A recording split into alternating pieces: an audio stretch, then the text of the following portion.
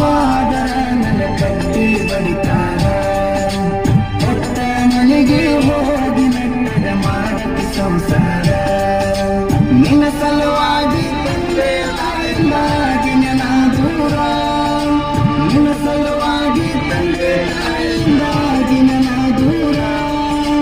ಕನಸಿನ್ಯಾಗ ಕರೆದಂಗ ಕತಿಯ ನನ್ನ ಗೆಳೆಯಾರ ನನ್ನ ಗೆಳೆಯಾರ ಹುಟ್ಟಿದ ಊರಿಗೆ ಹೋದರ ನನ್ನ